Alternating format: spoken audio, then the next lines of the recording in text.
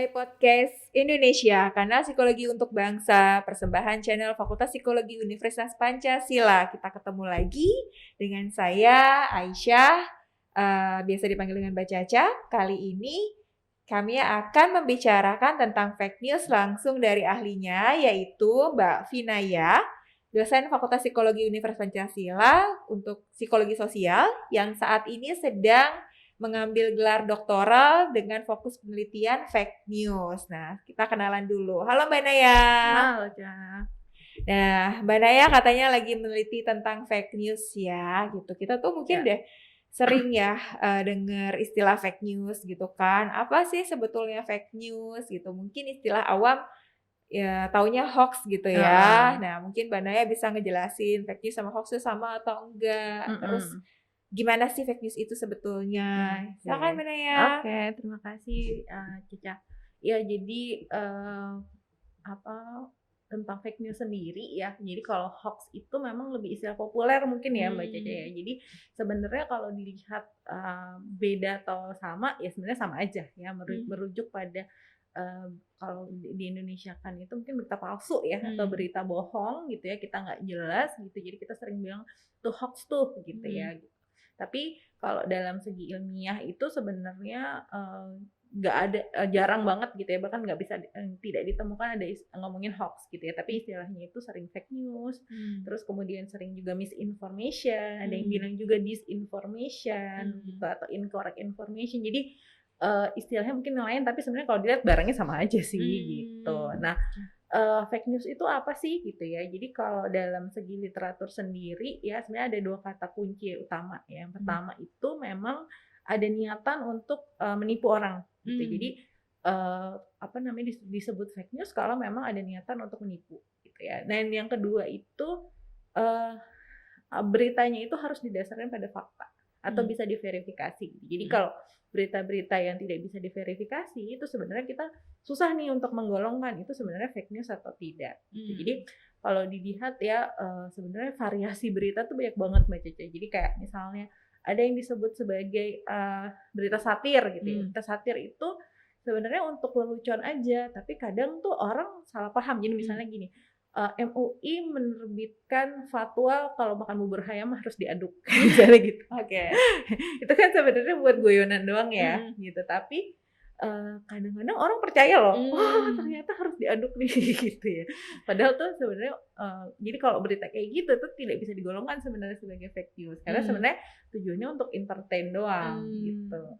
Terus kemudian kalau misalnya Mbak Cece sering dengar ya, kalau ada apa-apa, oh konspirasi Yahudi tuh gitu ya. Nah itu juga berita yang nggak bisa dianggap sebagai fake news, karena kalau teori konspirasi itu kalau selama seseorang percaya, mau diapain juga pasti dia merasa itu sebagai fakta, padahal itu nggak fakta gitu. Iya, Jadi termasuk bumi itu datar gitu ya. kelompok bumi datar gitu misalnya. Nah itu juga walaupun udah ada bukti gitu ya, kalau orang itu percaya ya susah untuk dirubah gitu. Jadi kalau yang masalah konspirasi itu sebenarnya agak sulit dibuktikan karena memang beritanya biasanya sulit untuk diverifikasi gitu. Terus ada juga Mbak Caca kayak rumor-rumor tapi yang nggak ditulis ya. Jadi misalnya ternyata dia tuh bini kedua dari si ini loh, misalnya kayak gitu-gitu. Itu kan berita yang memang seharian kita bicarakan ya gitu. Nah itu agak susah untuk dibilang sebagai fake news karena memang bukan dari sumber tertulis. Jadi kalau untuk saya sendiri untuk keperluan disertasi gitu ya, memang saya mencari itu sumbernya itu berita-berita yang ada di media sosial atau yang beredar di masyarakat. Jadi memang ada bukti secara tertulis. Oh gitu. Kalau kita kan biasanya tahu tuh gosip adalah fakta yang tertunda. Jadi gosip itu bukan fake news ya. Itu kalau untuk definisi saya tidak bisa dibilang ya gitu. Jadi ya itu apalagi itu naksir si ini gini segala macam. Nah itu nggak bisa tuh untuk diklarifikasi ya. Jadi susah diverifikasinya, jadi tidak bisa disebut sebagai fake news gitu. Oke. Nah, terus fake news itu baru-baru ini ada atau udah dari lama ya, Mbak ya? Oke, jadi mungkin kalau orang ternyata kayak sekarang nih fake news marak gitu ya. Ternyata berdasarkan literatur yang saya peroleh ya, sebenarnya dari dulu tuh udah ada Mbak Caca gitu ya. Jadi apalagi sejak ditemukannya mesin cetak gitu ya. Jadi karena ada mesin cetak gitu ya, jadi sebuah berita itu sangat gampang beredar di mana-mana gitu ya. Sehingga salah satu ya hoax atau fake news yang paling awal yang ditemukan tuh sekitar tahun 1835 gitu ya, tentang katanya udah ada ditemukan nih kehidupan di bulan gitu. Padahal kehidupan di bulan 1 abad setelahnya aja baru ada ya tahun 60-an gitu ya. Yang ke bulan. Baru-baru ada gitu loh. Maksudnya yang bukti nyata yang kirim ke bulan gitu. Tapi ternyata hoaxnya itu sudah 1 abad sebelumnya gitu ya, bilang oh nih ditemukan nih kehidupan di bulan segala macam. Padahal pembuktiannya untuk bisa sampai ke sana aja tuh nggak ada gitu ya, susah gitu. Jadi itu waktu itu ada lebih bentuk koran ya Mbak Caca ya. Jadi hoax itu banyak beredar dalam bentuk waktu itu media massa cetak ya, waktu itu saat itu koran gitu. Sedangkan kalau sekarang ya lebih kelihatannya kok lebih ini banget ya, maksudnya kok kayaknya sangat marak gitu ya, karena adanya medsos gitu ya. Jadi dengan perkembangan teknologi, adanya medsos itu membuat semakin kok kelihatannya semakin marak gitu. Padahal sebenarnya dari dulu juga udah ada gitu. Kalau dulu mungkin kita taunya fitnah kali ya. Kan berita palsu kan ya gitu. Mungkin kalau dulu lebih rumor ya. Rumor kayak gitu kan. Iya. Nah, terus kira-kira kalau kayak apa sih kita ngelihatnya fitnah kan negatif banget ya, dampaknya bisa menjatuhkan orang gitu ya, lebih kejam daripada pembunuhan gitu ya. Berarti kira-kira dampaknya fake news itu apakah sebesar itu atau gimana Mbak? Sebenarnya sama aja ya gitu, tapi mungkin sekarang lebih ngerinya karena lebih luas dampaknya ya. Jadi kalau mungkin Mbak Caca atau pernah tahu juga tentang misalnya skandal Cambridge Analytica gitu ya. Jadi dia menggunakan media sosial gitu ya untuk menyebarkan informasi supaya sesuai sama tujuannya dia. Jadi kayak misalnya saya pengen nih si ini jadi presiden misalnya kayak gitu. Jadi dia sayangnya ya di media sosial itu ada yang namanya echo chamber ya. Jadi kalau echo chamber itu adalah kecenderungan kita itu emang senengnya sama orang-orang yang pemikiran sama kita kan gitu. Pasti kita kalau misalnya orang dia jelek-jelekin calon yang kandidat yang saya usung nih, saya nggak mau temenan sama dia gitu kan. Banyak orang yang akhirnya unfollow tuh gitu. Nah sebenarnya yang terjadi pada saat itu adalah wacana kita jadi semakin terbatas Mbak Caca, karena yang beredar akhirnya ya udah sesuai sama yang kita suka aja atau yang kita mau gitu. Nah itu sebenarnya semakin memperparah sih. Kalau dalam psikologi itu ada yang namanya polarisasi ya. Jadi pandangan itu cenderung ekstrim ke satu sisi, ya nggak bisa disalahin karena kita memilih temen juga ya. Jadi karena kita memilih teman dan temennya ternyata sepemikiran sama kita ya, karena yang nyambung itu kan ya kita mungkin senangnya yang sama mendukung kandidat yang sama gitu. Tapi yang terjadi adalah jadinya wacananya itu kita tidak mendapat pandangan dari sudut luar gitu. Justru malah yang beredar wacananya itu aja gitu. Jadi kita nggak bisa mengkonfirmasi ini benar apa enggak karena sama-sama percaya itu benar gitu ya. Maaf saya terlalu bersemangat.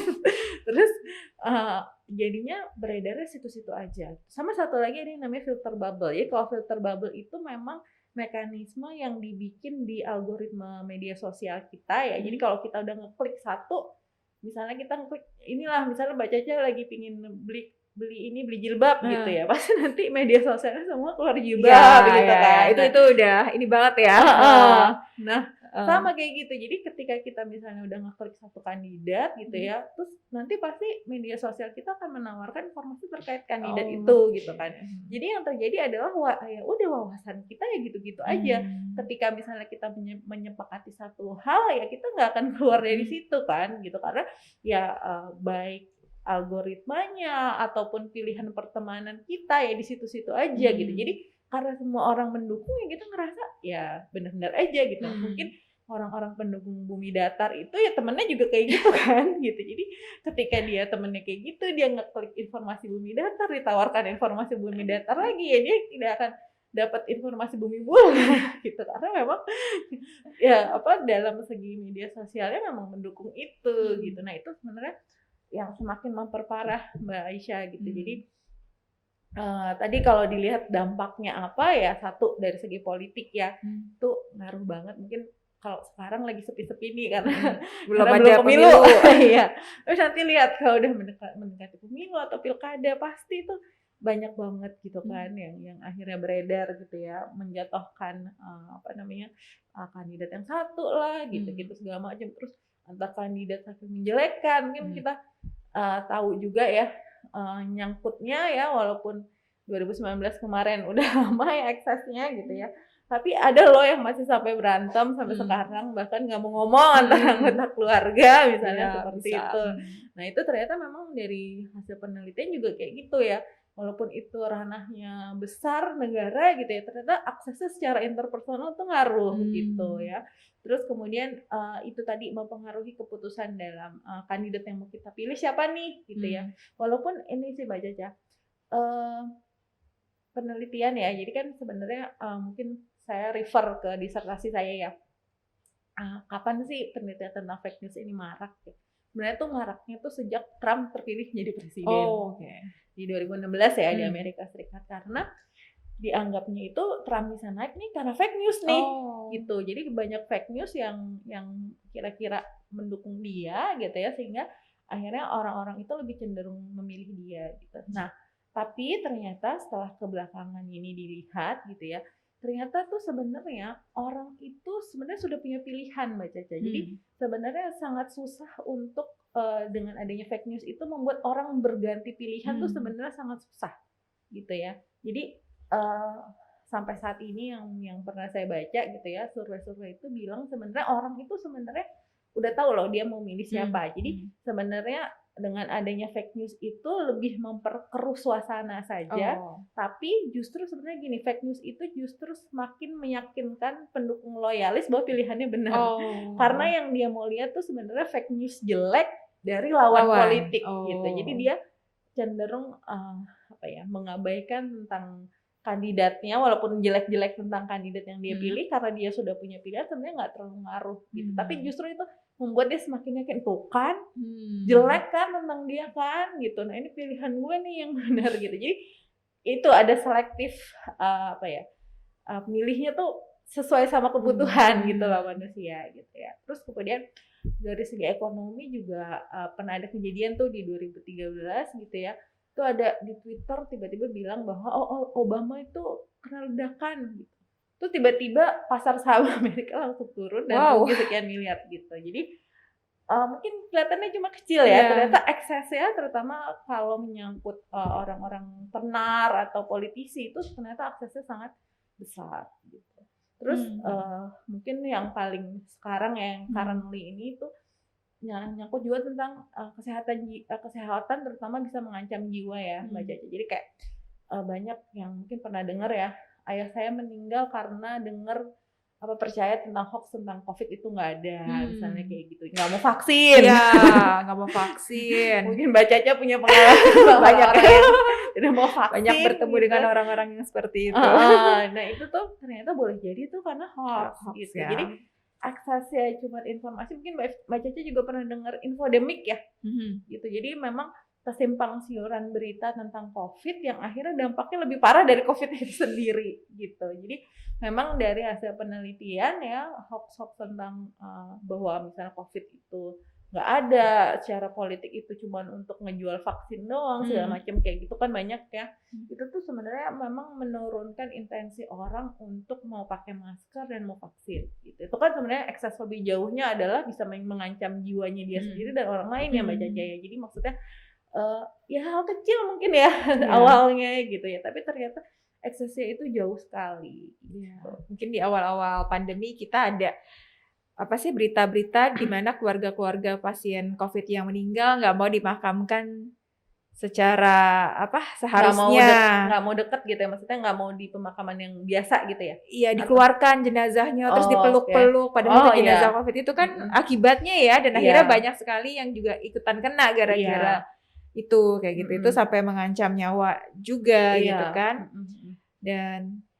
Dan menarik juga nih Mbak, secara ekonomi fake news apakah bisa juga ekonomi tadi kan merugikan ya, karena kan pasar saham sangat tergantung pada berita yang beredar di suatu negara itu kan, angka bisa naik bisa turun gara-gara berita baik atau berita buruk yang ada di negara itu. Tadi Obama kena ledakan kan berita buruk gitu kan, bahaya nih presiden tuh 2013 gitu.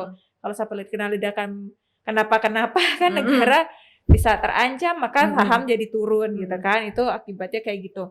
Atau kalau kita ngelihat, jadi agak ya, jadi saya jadi ini juga ya, jadi terpancing juga untuk bertanya, kalau banyak nih yang beredar, mungkinkah di satu sisi fake news itu sengaja dirancang justru untuk meningkatkan ekonomi tertentu dari satu kalangan atau dari beberapa orang, misalkan wah gue lagi selebritas gitu ya, selebritis misalnya, wah gue lagi nggak ada proyek nih, gue bikin gosip tentang diri gue, jadi gue tenar lagi gitu. Terus akhirnya dia tenar, banyak yang like, banyak yang buka lagi Instagramnya dan segala macam mencari info tentang dia. Akhirnya dia tenar lagi, dipanggil ke podcast. Kita belum pernah ngomong podcast ke podcast siapa gitu, dipanggil ke YouTube siapa, dapat bayaran kayak gitu-gitu kan. Oke, ya, jadi gitu. maksudnya bisa aja sih, maksudnya kalau misalnya ya balik ya ke motivasi kan, tapi maksudnya kalau dari fake news yang saya teliti itu sebenarnya bukannya fake news ya. Maksudnya kalau itu apa istilahnya saya nggak tahu deh. Fake news itu maksudnya gue nyebarin rumor supaya gue tenar lagi gitu ya, boleh jadi aja gitu. Tapi ya itu tadi balik, kalau misalnya cuma omong-omongan kayak gitu, misalnya saya ngaku nikah sama ini, pacaran sama itu kan sebenarnya mungkin lebih ke rumor ya, ke rumor yang saya ungkapkan terkait dengan diri saya sendiri, tapi mungkin itu lebih word of mouth ya, Mbak Isya ya. Jadi kalau kayak gitu sebenarnya tidak masuk ke dalam definisi saya gitu ya. Kalau definisi saya itu adalah sebuah fakta, didasarkan pada fakta gitu ya, tapi memang ada niatan dari orang yang nyebarin ini untuk memang dia memutarbalikkan gitu ya. Jadi sebenarnya kalau tadi ya bisa aja, tapi itu sebenarnya tidak masuk ke dalam definisi fake news yang saya maksud untuk disertasi saya gitu. Terus ada nggak sih sebetulnya kriteria orang yang lebih percaya fake news? Mungkin dari sisi tingkat pendidikan, usia, golongan ekonomi, kayak gitu-gitu. Oke, jadi kalau dari penelitian itu sebenarnya pendidikan tidak terlalu signifikan ya. Jadi maksudnya ada yang bilang, orang itu harus pintar atau pendidikannya tinggi baru dia nggak rentan terhadap fake news. Ternyata nggak gitu juga. Nggak gitu juga ya. Ada dokter yang nggak percaya COVID kan? Iya. Padahal di dunia medis dia sendiri gimana sih? Profesor pun juga ada gitu. Jadi maksudnya ternyata memang dari segi penelitian itu nggak ngaruh ya. Gitu. Jadi mau lulusan mana kek gitu ya, ya tetap aja gitu loh, maksudnya setinggi apapun pendidikan tuh nggak signifikan. Cuma memang yang ditemukan berulang kali signifikan tuh usia ya gitu. Jadi orang-orang dengan usia dewasa lanjut ya terutama, mungkin yang tidak terlalu nggak terlalu literate sama digital ya, itu lebih rentan memang terhadap fake news dibandingkan dengan anak-anak usia muda ya. Mungkin kalau anak-anak usia muda ya mungkin kebayang orang tua kita gitu kan, maksudnya ngedenger satu berita gitu langsung percaya, bener nih kayak gini gitu. Gitu. Okay. Jadi kalau dari penelitian sih memang menunjukkan itu Mbak Caca. Jadi orang yang usianya di atas 60 ya itu memang dia lebih rentan. Jadi mungkin kalau kita bilangnya itu, boomers ya, boomers lebih percaya hoax gitu, fake news gitu ya. Kalau dari segi kohortnya mungkin baby boomer ya. Jadi kalau dari usia itu memang ya dari segi logikanya adalah mereka memang bukan kurang literate dalam hal digital sih gitu. Jadi di sana mereka nggak bisa membedakan ini sumber yang terpercaya atau enggak sih, kayak gitu kan, gitu main share aja kayak gitu. Jadi memang lebih lanjut ke penanganan fake news tuh salah satunya itu yaitu program literate untuk baby boomers itu ada gitu ya. Jadi mungkin itu salah satu segmen ya yang perlu diberikan lebih tentang digital literate gitu. Atau mungkin saya nggak tahu kalau di internasional bagaimana, tapi kalau di Indonesia sendiri mungkin boomers ini atau yang usianya 60 tahun ke atas kan mereka hidup di masa Orde Baru gitu kan, di mana sumber berita itu dikontrol. Sumber berita itu satu dikontrol. Berarti sumber berita yang keluar itu adalah yang benar atau harus dipercaya sebagai benar. Nah, sementara saat ini setelah pers lebih terbuka gitu kan, sudah tidak dikontrol lagi gitu, bahkan siapapun bisa menjadi wartawan dengan menyampaikan berita sendiri di media sosial. Citizen journalism. Ya, netizen journalism kayak gitu. Sehingga di satu sisi ada sisi bagusnya gitu kan, keterbukaan, transparansi, semua bebas berbicara, tapi di sisi lain pengontrolannya tidak ada gitu kan, atau kurang gitu. Sehingga mereka yang hidup di zaman di mana berita dulu terkontrol, berarti berita yang beredar adalah benar, percaya bahwa saat ini pun begitu. Nah, boleh Gitu. jadi gitu. Jadi sebenarnya ada yang bilang ini ya era post-truth ya sekarang itu gitu. Jadi kita sendiri juga sebenarnya kadang-kadang ngelihat berita ini bener nggak sih gitu ya. Jadi maksudnya karena memang setiap orang bisa menyampaikan informasi dengan mudah ya. Jadi kalau dari hasil penelitian tuh memang media sosial itu adalah alat penyebaran fake news yang paling mudah ya. Karena kan apapun yang kita pikirin bisa langsung kita taruh ya, kita tulis gitu, terus kemudian orang lain baca gitu, dan boleh jadi siapapun yang membaca itu merasa itu berita yang benar gitu. Padahal kan ya kita belum tahu kan gitu. Nah, memang aksesnya itu panjang, Mbak Caca mungkin pernah baca tentang fenomena post-truth ya gitu. Jadi ada salah satu faktor yang membuat sebuah berita itu lebih dipercaya adalah berita yang diulang-ulang. Jadi sesuatu yang repetitif itu ternyata orang lebih percaya, gue pernah baca kok, jangan-jangan ini benar. Mungkin ya secara logika ya, ketika pertama baca, masa sih gitu. Tapi ketika orang kedua juga ngomongin yang sama, orang ketiga ngomongin yang sama, kan kita semakin ragu kan.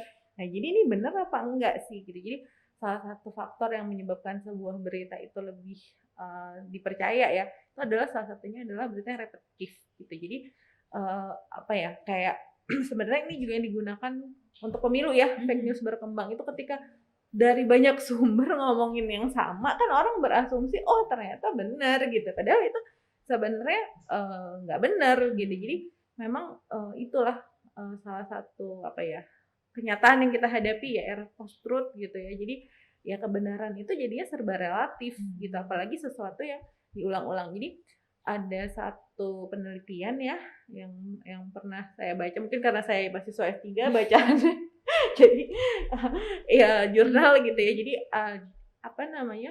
Jadi dia menemukan ya. Jadi ketika beritanya itu direpetitif ya, orang itu semakin merasa less guilty ketika dia share gitu. Jadi even itu share dan dia tahu dia nggak benar, tapi ketika itu repetitif dia ngerasa bahwa orang-orang juga udah banyak yang nyebarin dong. Itu dia less guilty dibandingin, jadi lebih merasa gue bermoral gitu dibandingkan ketika beritanya itu nggak repetitif gitu. Jika kalau nggak repetitif seolah-olah dia doang nih yang nyebarin gitu. Karena ya. Kebenaran dominan ya gitu. Yeah. Jadi kayak ngerasa ya orang-orang pada nyebarin yang sama, berarti gue nggak salah dong. Gitu. Jadi ternyata itu secara moral dia juga lebih less guilty gitu. Itu apa ya? Ya menarik sih gitu dilihat gitu. Tapi sedih juga gitu ternyata seperti itu gitu. Oke. Terus terakhir nih, gimana sih cara mengatasi fake news dengan sudah kayaknya hampir susah ya untuk kita menghindari gitu. Kita buka media sosial udah bisa jadi kita baca langsung ketemu kayak gitu. Itu gimana tuh, Mbak? Iya, memang ini nggak mudah ya, dan sebenarnya ini bukan urusan bidang psikologi doang ya. Jadi sebenarnya bahasan fake news itu terutama dari ilmu komputer ya, karena menyangkut kebanyakan di medsos ya.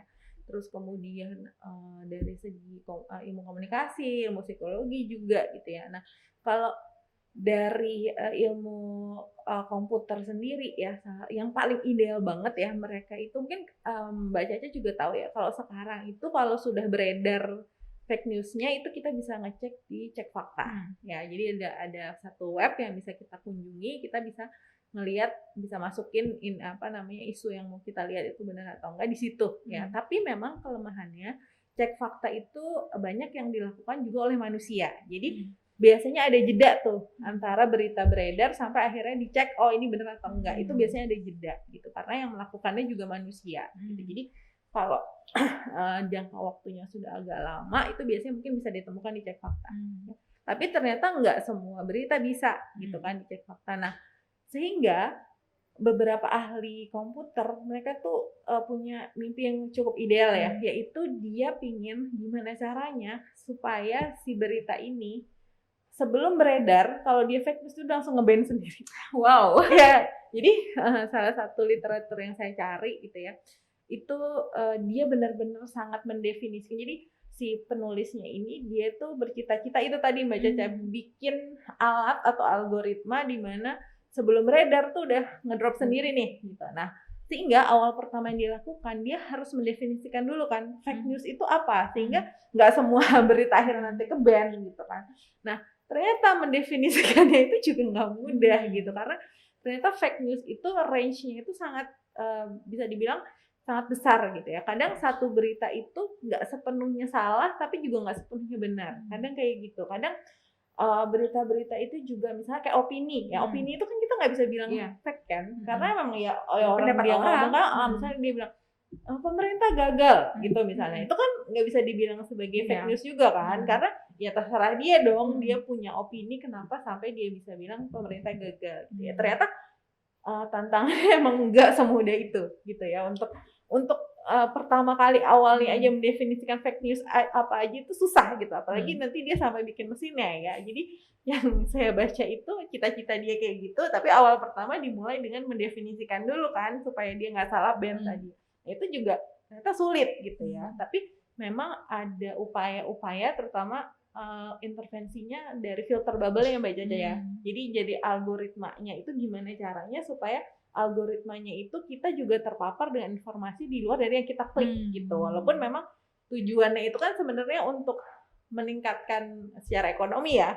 Gitu supaya kalau kita mau beli ini misalnya gitu secara mudah kita sebagai konsumen bisa nyari barang yang sama gitu. Tapi karena akses-aksesnya ternyata itu tidak sama yang positif ya, sehingga perubahan algoritma sebenarnya gitu. Kalau kita lihat juga sekarang media sosial itu sangat ini ya, policy-nya juga sangat berkembang gitu ya. Gimana caranya supaya yang 2016 kemarin tuh nggak terulang lagi gitu kan. Kalau misalnya kita tahu kayak Mbak Caca mungkin dulu yang sebelum tragedi Cambridge Analytica itu kan kita bisa ngisi kuis-kuis gitu kan. Sekarang kan udah nggak bisa gitu, karena memang ternyata kalau kita tahu ya kita tuh bisa sangat dimanfaatkan karena itu datanya itu kaya banget gitu loh, data-data secara sosial gitu ya, secara kepribadian segala macam itu bisa banget digunakan gitu kalau orang tahu gimana caranya gitu. Nah, kalau dari segi psikologi sendiri ya itu ada sebenarnya, tapi itu lebih ke prevent ya Mbak Caca. Ada yang namanya inoculation atau fake news game.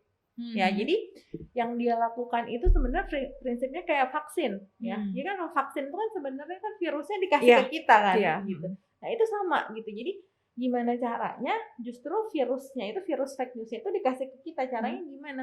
Dilatih justru untuk membuat fake news. Jadi si peserta pelatihannya ini ya itu dia dilatih.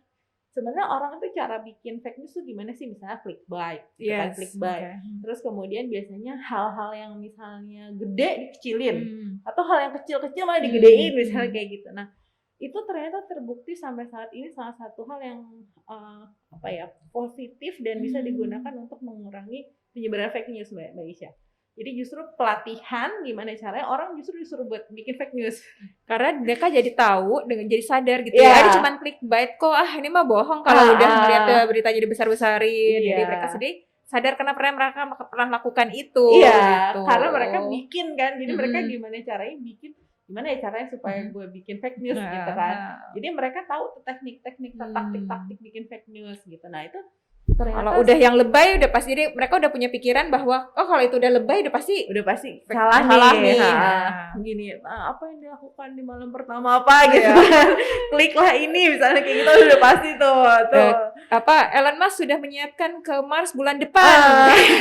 Kan gitu. Siapa mau daftar silahkan klik di sini misalnya gitu. Nah, kayak gitu ternyata tuh salah satu yang cukup efektif ya. Jadi maksud dari literatur yang saya baca ya untuk disertasi itu salah satu yang saat ini paling the best ya solusinya itu tadi pakai inoculation theory atau fake news game itu tadi Mbak Isya gitu. Kalau yang lain-lain sebenarnya lebih ilmu komputer sih ya kalau saya lihat yang. Jadi kalau dari ilmu komunikasi mungkin tentang literasi informasi ya itu juga ngaruh, tapi kayaknya efektivitasnya nggak sebesar ini sih tahu saya gitu. Itu oke lah misalnya terutama untuk misalnya generasi tadi baby boomer mau nggak mau kan harus ada ya digital literate gitu, mungkin itu mengurangi, tapi memang belum terlihat efektivitasnya sampai terlalu jauh gitu. Gitu sih. Oke, ya ini karena ini sangat menarik ya. Saya ngajar juga nih fake news di reasoning ya. Sebetulnya itu kan tergantung Oke. penalaran kan. Kognitif ya. Ya di kognitif, di psikologi kognitif gitu. Dan waktu tugas UASnya mereka itu mereka diminta untuk menampilkan fake news yang ada di grup WhatsApp yang mereka miliki itu semuanya punya Mbak. Jadi kan berarti boleh tau nggak seputar apa tuh? Ya, kalau yang tahun ini saya bebaskan. Ya macam-macam, dari politik ada, kesehatan ada, tapi kalau tahun lalu tentang COVID, karena kan masih banyak orang yang nggak percaya tentang COVID kan pada dan vaksin, karena waktu tahun lalu baru mau mulai vaksin kan, pada nggak mau vaksin dan segala macamnya. Tapi kalau tahun ini bebas temanya kayak gitu. Dan ya memang kalau saya minta mereka untuk menganalisis logical fallacies yang ditawarkan kayak gitu, karena ya itu apa namanya memang di semua grup kayaknya kita pernah dapat pasti semua individu di saat ini pasti pernah dapat, saking memang fake news ini sepertinya virus yang lebih hebat menyebarnya dibandingkan COVID ya. Infodemik itu tadi Mbak Isya. Ya, ini mungkin salah satu yang mungkin saya mau komentarin ya, kayak untuk disertasi saya kan saya nyari nih kira-kira isu-isu apa sih yang marak terkait fake news gitu ya. Nah ternyata itu sangat terkait budaya mungkin ya. Jadi kalau di luar itu banyak banget beredar tentang climate change. Jadi ketika pertama saya berusaha untuk nyari isu di Indonesia, saya juga berusaha tuh nyari tentang lingkungan. Ternyata tidak ditemukan. Nggak terlalu peduli ya. Itu masih sangat elit isunya gitu ya. Jadi kalau di luar itu banyak kayak misalnya terutama pendukung partai Republikan ya, yang konservatif, mereka tuh benar-benar nggak percaya sama climate change gitu ya. Jadi walaupun ada fakta-fakta segala macam yang dikemukakan gitu ya, itu mereka tetap nggak percaya gitu. Jadi banyak beredar tentang isu-isu lingkungan. Nah kalau di Indonesia itu bisa dibilang nggak ada gitu. Jadi isu yang beredar memang seperti tadi Mbak Isya bilang ya, yang saya temukan itu banyak tentang COVID. Di 2021 itu memang paling banyak COVID ya. Terus kemudian politik sih, terutama politik, dan penelitian saya juga, disertasi saya ya, ternyata tentang polarisasi atau perpecahan dalam masyarakat ya, itu masih sangat kuat terkait dengan pemilu 2019. Ternyata even udah sampai mau ganti presiden lagi nih, itu ternyata masih kuat gitu. Jadi masih relevan terus isu itu gitu. Dan isu yang dikemukakan itu ya itu lagi gitu loh. Jadi yang saya temukan itu Cina, PKI gitu. Yang isu-isu itu ya repeatable gitu. Kayaknya di kapanpun akan ada event politik, isu itu akan terus mengemuka kayak gitu. Jadi ya itu sih dari disertasi saya menarik ya gitu, tentang isu-isunya sendiri gitu. Oke, berarti ya gitu ya, kalau sudah ada, sebetulnya bisa di ini ya, kalau sudah ada misalnya ada golongan tertentu misalnya mau atau kalau di politik itu istilahnya apa, menjatuhkan itu black campaign ya. Black campaign itu sudah ada orang yang dituduh, wah PKI nih, oh keturunan Cina nih gitu. Itu sebetulnya sangat besar kemungkinannya fake news gitu ya. Tapi untuk golongan masyarakat tertentu ya masih percaya gitu ya. Jadi hasil penelitian ya, mungkin boleh nggak saya nyebut nama? Boleh. Enggak, maksudnya kalau yang 2019 itu kan Jokowi PKI, Jokowi Cina gitu ya, itu ternyata signifikan loh, orang masih percaya gitu. Jadi memang pemilih yang bukan pemilih Jokowi itu memang percaya itu benar gitu. Jadi ya kalau dari disertasi saya itu ada namanya teori besarnya ya. Mungkin kalau jangan di sini lah terlalu ilmiah, itu namanya motivated reasoning gitu. Jadi ketika kita sudah percaya sesuatu gitu, atau kita punya belief gitu ya, kita akan cenderung mencari berita-berita yang memang mendukung belief kita gitu ya. Kalau bertentangan itu kita nggak mau percaya kayak gitu. Jadi memang kayaknya faktor dari itu tadi ya, motivasi kita itu gimana gitu ya. Kalau motivated reason itu sebenarnya kita udah punya kesimpulannya gitu lah. Cuman kita sesuatu itu untuk mengukuhkan apa yang kita percaya aja gitu. Jadi kalau kita menerima sesuatu informasi yang bertentangan sama belief kita, itu kita jadinya nggak balance gitu. Jadi kayak ada kognitif disonan kalau dalam psikologi ya gitu. Jadi itulah yang membuat akhirnya kita lebih memilih percaya satu informasi, even itu fake news, karena supaya kita merasa nyaman. Karena kalau itu bertentangan ya gue gangguan dong. Mengguncang ego kita juga ya. Iya. Jadi orang-orang, gampangnya Mbak, orang-orang yang percaya bumi itu datar, walaupun dia lagi ada di stasiun antariksa, ngelihat jelas-jelas bumi itu bulat, tetap aja dia nggak percaya. Iya. Itu pasti timuan kamera di luar. Iya, boleh jadi. Gitu jadi, ya kira-kira ya. Jadi ya ternyata manusia seperti itu rentannya gitu. Oke, menarik banget nih. Jadi ya kesimpulannya adalah bahwa memang fake news itu beredar di sekitar kita gitu kan ya, dan mungkin fake news itu nyata. Fake news itu nyata, tidak fake. Gitu. Kita semua mungkin pernah mendengar, mendapatkan, dan mungkin secara nggak sengaja menyebar atau secara sadar tidak sadar pernah menyebar gitu ya, atau percaya. Mungkin ada beberapa fake news yang mungkin kita percaya juga gitu ya. Tapi sekarang ketika kita sudah tahu apa itu sebetulnya fake news, bagaimana cara menghindarinya, bagaimana cara bukan menghindari ya, mencegah supaya kita benar-benar cek dulu lah. Sebetulnya kan kita gampang ya ngecek ya. Kayak yang sering banget sekali beredar di WhatsApp misalnya, kita nggak usah ngomongin politik deh. Queen Elizabeth meninggal. Itu kayaknya hampir setiap tahun ada gitu ya. Nah, padahal itu kan mudah untuk dicek, googling aja gitu ya. Googling aja apakah benar gitu ya. Saya kalau misalkan ada berita gitu orang terkenal gitu ya meninggal atau apa, itu dengan mudah ya. Iya, saya cek aja dulu gitu, benar gak sih gitu kan. Kalau memang benar, beritanya sudah pasti banyak dalam waktu ya sejam 2 jam terakhir gitu kan. Dan biasanya juga maksudnya pasti ada media mainstream yang gede yang akan memberitakan gitu. Yang bahaya waktu bom itu loh Mbak ya kan, bom yang Sarinah itu kan bomnya cuma di satu tempat, tapi kan beritanya udah ada bom lagi di mana dan itu kan jadi teror sebetulnya ya. Nah itu juga sebetulnya berbahaya itu kalau kita dengan mudahnya percaya fake news. Jadi coba dicek lagi kayak gitu kan. Terus terkait dengan kesehatan mungkin benar gak sih yang ngomong ini profesor, dokter siapa itu emang benar ada dia Emang orangnya beneran ada, nama itu beneran ada, emang nama itu adalah ahli di bidang tersebut dan dari universitas itu gitu. Kadang-kadang ada loh Profesor Dr. Inul Daratista gitu kan di jurnal, di artikel di jurnal tentang padi gitu di Afrika, predator di jurnal predator.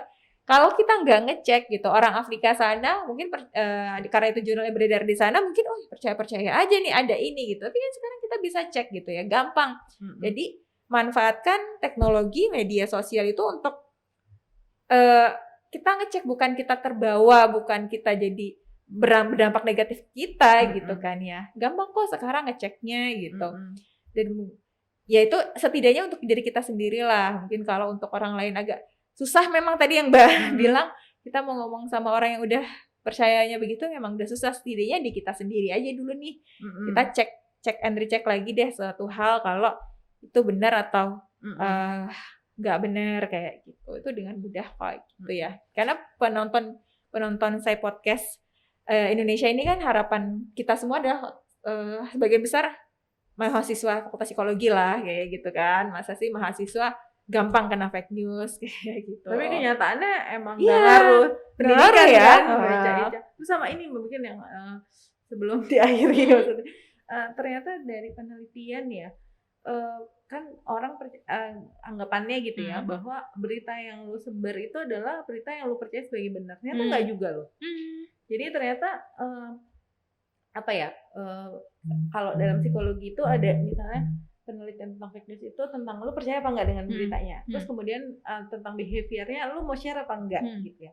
Ternyata kalau ditanya secara langsung gitu ya, kamu kalau nge-share itu berita yang kamu percaya sebagai benar apa enggak? Kalau secara jawaban iya, Mbak Isya gitu, dari kuesionernya. Tapi ternyata ketika melihat online behavior itu enggak kayak gitu gitu. Jadi kadang orang menyebar sesuatu lebih belum tentu dia juga ragu sebenarnya. Dia percaya apa enggak dengan berita itu. Tapi ketika itu bisa memberikan satu keuntungan ke dia, entah misalnya in grupnya jadi keren, Gue tahu duluan nih, gitu ya. atau misalnya apa ya, menguntungkan in group lah kebanyakan gitu ya. Itu dia akhirnya nyebar juga gitu. Jadi kalau dalam psikologi dari di saya sendiri itu agak berbeda tuh antara apa ya, percaya dengan fake newsnya atau enggak sama perilaku beneran share-nya gitu. Jadi kadang-kadang itu nggak match gitu. Jadi banyak faktor-faktor sosial yang meskipun dia nggak percaya tapi akhirnya dia nyebar juga gitu, karena ada itu tadi misalnya keuntungan ya. Misalnya kalau contoh yang di luar yang paling ngetren itu misalnya kayak waktu zaman Trump ya, misalnya Paus itu mendukung Trump misalnya kayak gitu tuh ya. Itu kan apa namanya, mungkin dia juga sebagai orang pendukung Trump belum tentu percaya kalau Paus misalnya mendukung, tapi karena itu menguntungkan in grupnya, kenapa gua nggak share kayak gitu loh. Jadi memang agak beda tuh ternyata gitu ya. Selama ini kan kalau kita nggak mendalami sama aja gitu ya, ketika kita ngecek terus baru abis itu kita nggak believe, kita anggapnya kita nggak akan share, ternyata nggak ada kaitannya gitu. Share is one thing, terus believe is one thing gitu. Jadi ternyata memang jauh beda gitu. Wah, menarik tuh. Wah, kita bisa ngobrol lebih banyak lagi kalau nanti Mbak Naya sudah selesai disertasinya gitu ya, hasil penelitiannya apa gitu kan. Itu akan jadi suatu topik yang menarik tuh Mbak gitu ya. Oke, mungkin kata terakhir Mbak terkait dengan fake news. Satu kalimat. Apa ya kata terakhir ya. Jadi ya itu sih sebenarnya menurut saya nih, kalau saya sendiri sebagai peneliti ya, itu sesuatu hal yang never ending ya menurut saya gitu. Maksudnya banyak banget yang masih bisa digali gitu. Kalau untuk kita secara apa ya, secara mungkin tips gitu ya, kayaknya kita harus benar-benar membekali diri sih gitu ya. Jadi kalau dilihat salah satu yang penting itu adalah tentang misalnya dengan menggunakan fake news game gitu ya. Mungkin kita pengabdiannya bisa tuh bisa misalnya kita bikin pelatihan tentang inoculation teori gitu ya. Jadi kita melatih orang justru untuk bikin fake news gitu ya. Jadi dengan dia latihan bikin fake news itu dia jadi lebih aware kan gitu. Oh, kalau beritanya kayak gini-gini tuh kemungkinan fake news nih kayak gitu. Mungkin tuh bisa dicoba gitu ya. Oh iya. Saya kepikiran buat soal UAS atau nanti kita gitu ya, Mbak. Kita kerjasama tuh buat UASnya mahasiswa tahun depan. Mereka bikin fake news aja. Iya, mungkin itu dengan cara seperti itu kan. Iya, bisa tuh. Jadi gitu. mereka jadi tervaksin. Benar gitu. Jadi tervaksin dari fake news gitu. Virusnya udah masuk gitu ya sedikit gitu. Jangan kebanyakan ya, Cak. Gitu. Iya, mungkin gitu sih Mbak Isya. Oke. Terima kasih Mbak Naya, senang banget bisa ngobrol sesuatu yang yang lagi ngetren lah ya saat ini, apalagi sedang dalam melakukan penelitian dari ahlinya langsung. Kita mungkin bisa ketemu lagi di Saya Podcast Indonesia selanjutnya. Semoga pastinya ini sangat bermanfaat dan kita ketemu lagi di Saya Podcast berikutnya.